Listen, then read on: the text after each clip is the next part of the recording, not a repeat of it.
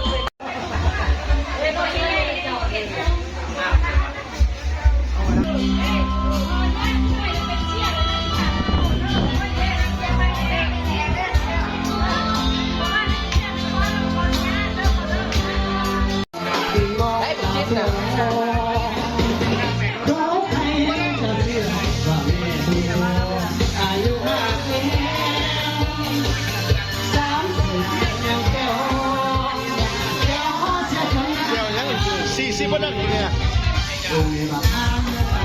น้องเอ๋ยมาบันเอาเมื่อตอน30ก็แม่แก้มสองยิ้ม3ดูเสีย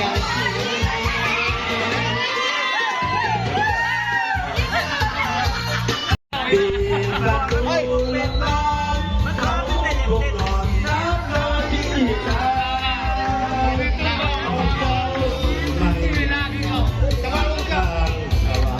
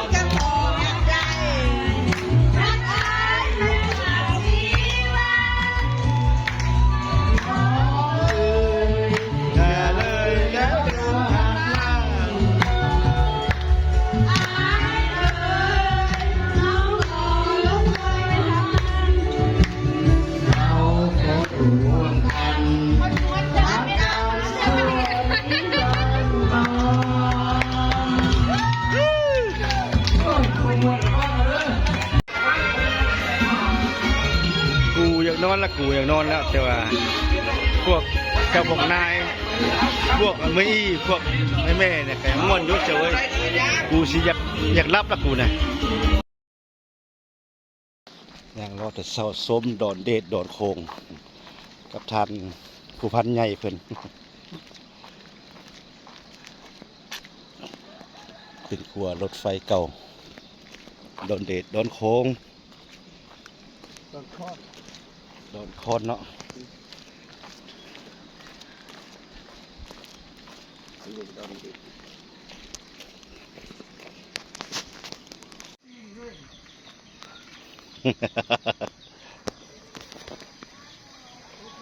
สมยืนดอนเดชดอนโคง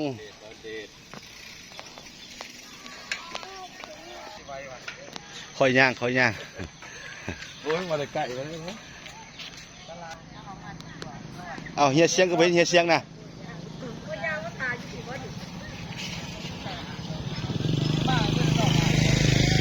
หยดสมวิวดอนเดชดอนโคง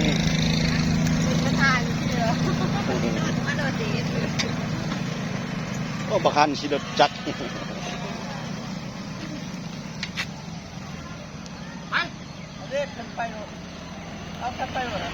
ไปเลย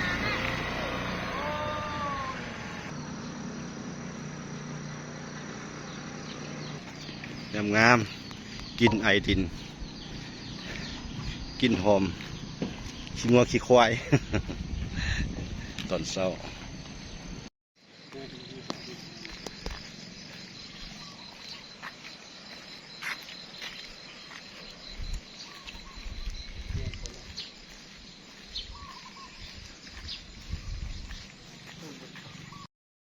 ย่างตอนเช้าแล้วก็มาแวะกินมะพร้าวอ่อนอ่อนหมูนามันนวดโคตร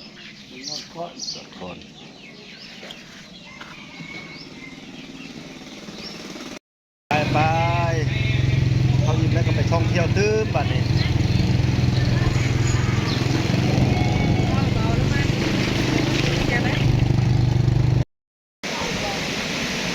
เตรียมขึ้นครัว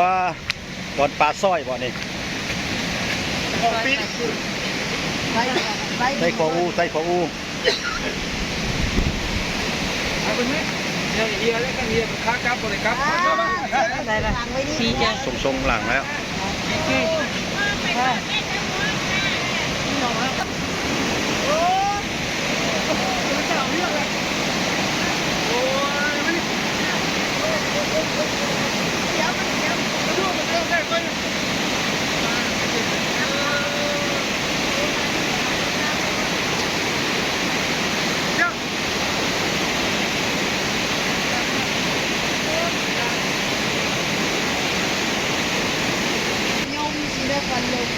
ไปเบิ่งบนเขาขังปลาไว้ก็จะแวะทายไปได้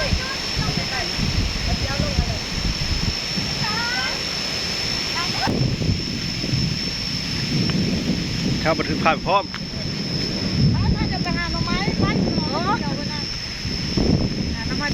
แกงบอกในเที่ยวเด้อธรรมชาติคนหลายขอบใจนะเที่ยวเด้อเที่ยวที่ข้าไปขอบใจเที่ยวไม่ได้เที่ยวตัวนี้มันยังฟ้องมาเที่ยวได้นี่แดงคันนี้มาเด้อ บ้านเจ้าของมาเท่าเดียว เก็บเห็ดหากันมาเด้อคอนตัวนี้เด้อเจ้าที่มาเท่าเดียวบุกแมนตีบอก ตัวนี้บริเข้าจะเพื่อน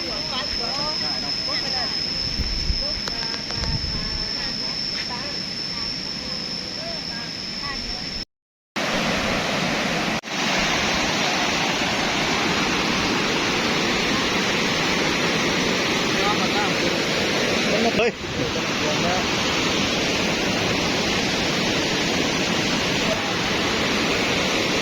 ็มาบ้านงานนะ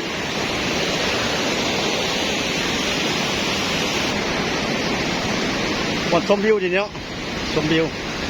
อันยาวเป็น โอ้งาม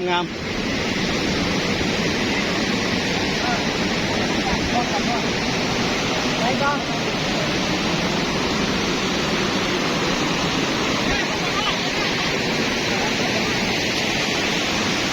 ตัวผู้บ้านเนี่ย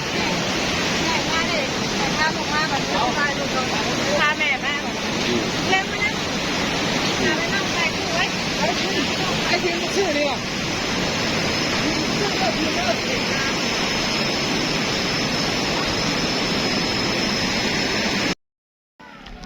ากาศดีย่ำดีมีโอกาสมาเที่ยวลาวไต่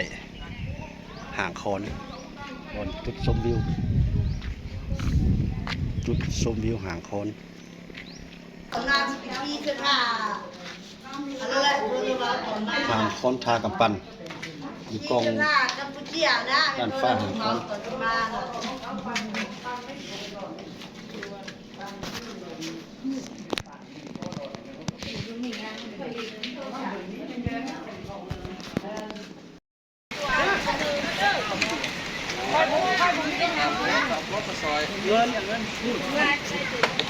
รถไถ่ที่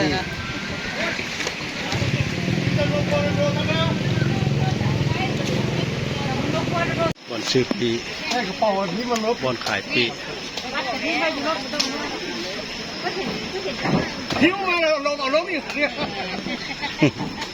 จะเสียเงินเลยไหมบัตรประจำตัวบ่มีเด้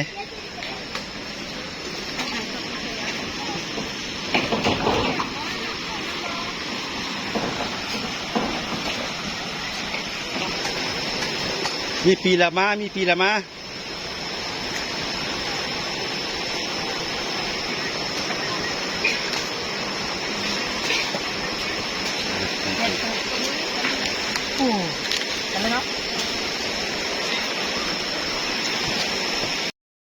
ครับผมมันรู้ว่ามันรักแล้วรู้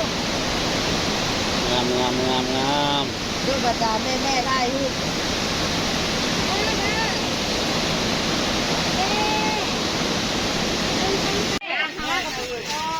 ขอบคุณละสงเอาใหญ่ๆ ขอบใจหลายคุณขับน้ำซูทางมีเป็นดีอายุมันขวัญยืน ของแม่พ่อตาของแม่ค่ะนี่เขาปวดใครกันอ๋อเข้าใจหลายๆเด้อไม่มีอย่างนี้มีแต่ใส่แห้งเลยไม่ว่าจะไม่อยากให้ในบ้านกับแม่ที่หาในสอนเข้าใจเด้อมาใส่หน้าเลยไปมากดึงแล้วก็ได้ใจละลาย